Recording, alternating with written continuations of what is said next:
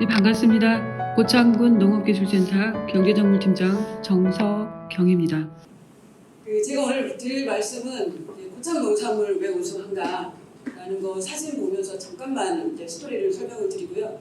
그 다음에 21년도 올해뿐만 아니라 작년에도 고추 농사 짓기 너무 힘드셨죠. 가장 큰 애로사항이라고 하면 뭐라고 생각하십니까? 겨울이에요? 아니 그러니까 이제 경영비가 다 이렇게 정리가 되긴 해야 되지만 식물이 자라는 데 있어서 그렇게 원활하게 자랄 수 없는 그런 환경이 형성이 되고 있었습니다. 그래서 이게 앞으로는 이 기상을 정확하게 이해를 하시고 알고 계셔야 농사 짓는 데 좀 도움이 될 수도 있겠다라는 생각이 들어서 고추가 심고 수확하기까지 3월달부터 9월달까지 우리 고창군의 기상 여건과 고창군 고추 농사를 대입해가지고 정리를 해봤습니다. 이 부분에 있어서 아마 제가 사진을 좀 많이 올려놨거든요. 여러분들한테 교재만 보시면서도 그 사진만 보시면서도 사진하고 기상 그 조건하고 기상 현황하고 비교를 해보시면서 보시면은 큰 도움이 되지 않을까 싶습니다. 그리고 이런데 환경도 안 좋고 고추도 잘 자라지 않는데 이걸 어떻게 극복할 수 있는 방법이 없을까라고 고민을 해봤는데요. 제 나름대로는 아무리 바람이 세게 불어도 정말 튼튼한 사람은 바람이 안 날아가잖아요. 쉽게 넘어지지 않고. 그래서 식물체 같은 경우는 제가 이제 가분수 농법이라고 이제 이름을 달아봤는데요.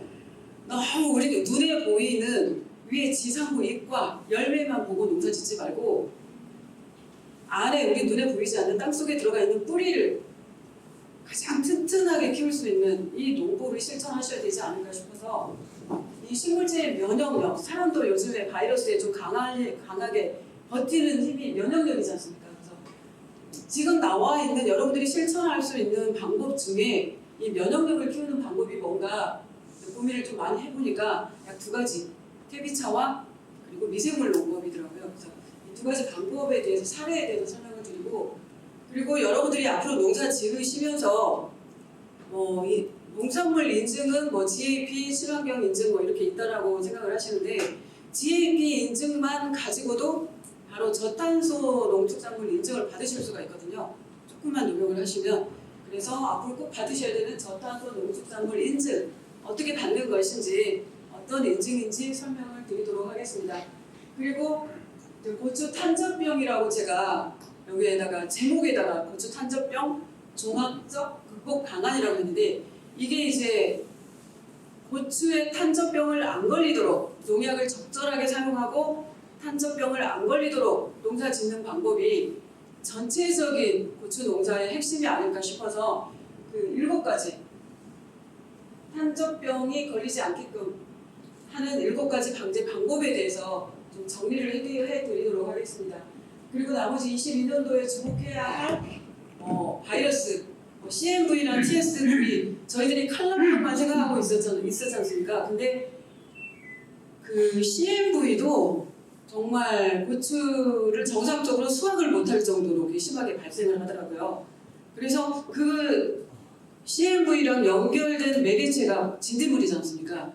그래서 앞으로는 진딧물을 철저하게 방지하지 않으면 어떤 농사든 간에 좀 어렵지 않을까라는 생각에서 진딧물과 총체벌레 예방하는 방법 그리고 흰비단병이라고 혹시 아십니까?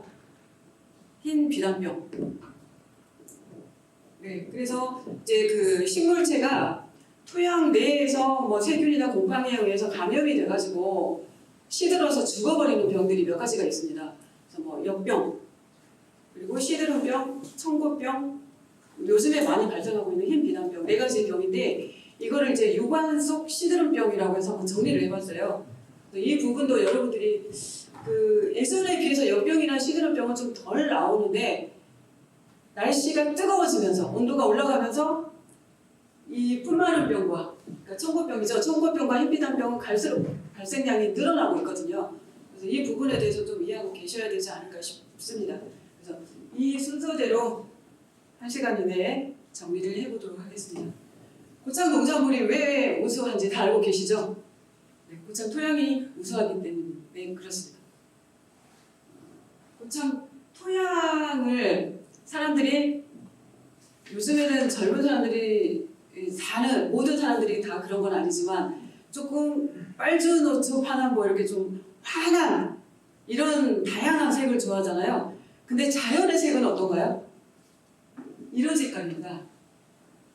황토색 전반적으로 앞에 이제 황토에서 자란 상황에서 이제 낙엽이 지고 노을을 배경으로 찍은 사진인데요. 이게 고창 청보리밭입니다. 다들 가보셨겠지만 이게 이제 우리 고창을 대표하는 가장 기본 색깔이 아닌가 싶은데 이 자연의 색깔인 흙이 정말 말 그대로 그 황금빛 흙을 가진 고창에서 생산된 농산물이기 때문에 그 당도도 뛰어나고 그리고 가장 큰 그 품질 차이가 뭐냐면 육질이 다르다는 얘기입니다. 그러니까 사과도 뭐 퍼석퍼석한 사과보다 안에 조직이 단단해가지고 좀 육즙이 많이 나오는 이런 사과가 맛있지 않습니까? 고창 농산물을 사과에 비유를 한다 그러면 그런 차이입니다. 퍼석거리지 않은 속이 단단한 농산물이라는 얘기죠. 속이 그렇게 꽉 차 있어야 또 뭐 여러 가지 그 고유의 식물체의 향과 그리고 당도도 좋거든요. 맛이 좋다는 얘기죠. 그래서 이제 우리 고창 그 노플고창몰에서 올해 처음으로 그 온라인몰을 운영했는데 매출을 거의 10억 이상 달성했다라는 얘기를 들었습니다. 이게 고창 농산물의 힘이 아닌가 싶은데요. 이 고창 농산물이 우수한 기반이 되는 흙을 과학적으로 분석을 해보니까 게르마늄 같은 경우는 뭐 11% 이상 다른 지역 토양에 비해서 그리고 여기서 이제 획기적으로 다 좀 뛰어난 게 뭐였냐면 미생물이었습니다. 이 방석균이 우리 고창 토양에 2.8배 다른 지역 토양에 비해서 그러니까 미생물은 한 가지 미생물만 너무 우정을 하게 되면 이게 미생물 그러니까 우리 식물체에 좋은 미생물이 아니라 오히려 해를 주는 역할을 할 수가 있습니다. 그래서 종류가 다양해야 되거든요. 근데 이 종류 자체가 뭐 방석균 같은 경우는 2.8배 고창군 토양에 더 많이 들어있다는 얘기입니다. 그리고 매주 띄울 때 꼭 필요한 게 있죠. 매주를 이제 그 콩을 삶아가지고 빻아서 네모나게 만들어서 겉이 좀 이렇게 마른 상태에서 이제 발효를 시키잖아요. 그럼 여러 가지 곰팡이들이 달라붙습니다. 한 가지 곰팡이가 아니라. 근데 이때 우리 어머니들께서 꼭 집어넣었던 그 한 줌도 안 되는 이 볏짚에 들어있는 게 고초균이거든요. 바실러스균이라고 해가지고. 근데 볏짚은 우리가 생각하는 볏짚을 생각해 보시면 아시겠지만 논에서 바로 수확한 볏짚이 아니라 그거는 이제 수분이 적당히 있어서 조직이 좀 부드럽죠. 말랑말랑하고. 근데 이거를 바싹 말리게 되면 다른 잡균들은 다 없어지지만 그 고유의 볏짚균이 남아있습니다. 그게 고초균입니다. 이 고초균이 우리 고창 토양에 얼마나 많이 들어있냐면 타 지역 토양에 비해서 5배 이상 더 들어있는 겁니다. 그래서 저는 우리 고창 농산물이 우수한 이유 중에 하나가 아마 하나가 아니라 거의 한 절반 이상은 이 고초균과 방석균의 힘이 아닐까라는 생각을 합니다. 이거는 이제 우리 고창 지역의 게르마늄과 함량을 조사한 결과인데요. 타 지역 토양보다 약 11% 이상 더 들어있다라고 검증을 했습니다. 그래서 고추 같은 경우도 20년도에 저희가 고창에서 생산된 우리 그 고추연구회 회원님들이 생산한 이 고추를 가지고 성분 분석을 해봤거든요. 근데 이거를 다른 지역에 있는 고추하고 비교하면 나중에 문제가 될 것 같아서 그 농업과학원에 들어가시면 국가표준식품 성분양 표가 있습니다. 그 그러니까 표본이 기준이 되는 이 양하고 분석을 해보니까요. 다른 뭐 당류나 캡사이신, 식이섬유 같은 경우는 큰 차이가 안 났어요. 안 났는데 이 플라보노이드라고 하는 항산화 성분이 표준이 162.50mg인데 100g당 명품 고추 같은 경우는 거의 2배 가까이 더 나왔습니다. 근데 이제 제가 미생물에 관심이 많아서 미생물 관련된 자료를 찾다 보니까 미생물의 역할 중에 가장 중요한 게 유기물을 분해하는 거잖아요. 볏짚을 분해하는 거, 풀을 이제 식물이 빨아먹을 수 있도록 유기물을 분해하는 역할이 가장 중요한데 그 역할을 하면서 내놓는 분비물이 있어요. 미생물 고유의. 거기에 이제 이러한 우리 사람들이 요즘 사람들한테 특히 그 기능성 성분이라고 하는 이런 성분들이 정말 무궁무진하게 많이 들어있다는 얘기입니다. 그래서 이거는 뭐 한약보다 더 좋은 식물체에 꼭 필요한 보약이 아닌가라는 생각이 들었어요. 그래서 제가 앞으로 이런 열악한 환경에서 식물체를 좀 더 튼튼하게 면역력을 키우는 농법에 꼭 필요한 자재가 이 미생물이 아닌가 라는 생각을 했습니다. 고추가 왜 좋은지 아십니까? 네, 이것도 마찬가지로 농가원에서 고추의 기능성 성분에 대해서 분석을 한 건데요. 유의적 효과라는 거는 9에서 1까지 아주 큰 관련성이 있다 그러면 9고 효과가 전혀 없다 그러면은 뭐 1입니다. 1이나 0인데 항산화 효과와 항당뇨 효과 그리고 항비만 효과가 이렇게 뛰어나다고 합니다. 그러니까 직접적으로 연관성이 있다는 얘기죠. 그래서 다이어트 하시려면 뭐 드셔야 된다고요? 네, 고추를 많이 드셔야 된다고요. 풋고추도 많이 드시고 그리고 매운 고춧가루도 많이 드셔야 당뇨에도 안 걸리고 다이어트에도 효과가 좋다라는 얘기입니다. 그때 분석했던 품종이 3가지 품종인데요.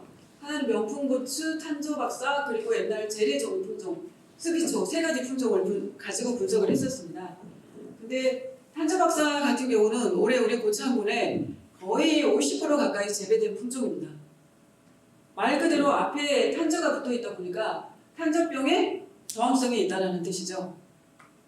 그 현장을 다니면서 보니까요. 탄저박사는 확실하게 다른 품종하고 구분이 됩니다. 혹시 그 당조고추라고 보셨어요? 직접적으로 보신 적 있으신가요? 혹시? 없으셔요?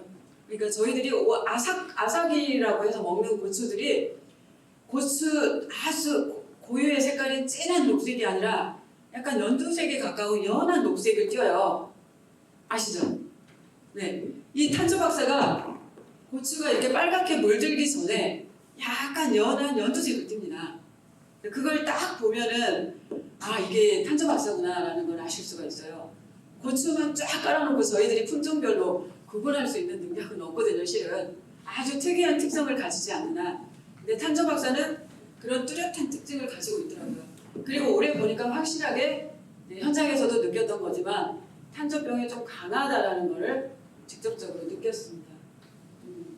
내년에도 활용하시면 좋을 것 같고요. 명품 고추 같은 경우는 이제 우리 고창의 고추를 브랜드 자체를 고창 명품 고추로 하고 이렇게 명명을 하고자 했던 건데 우리 고추를 아주 사랑하시는 분께서 이게 이제 품종이 약간 개량이 돼가지고 그 TSWV 그러니까 칼라병이죠. 칼라병하고 탄저병 2가지 그 병에 다 강하게 개량을 한 품종이 나와 있더라고요.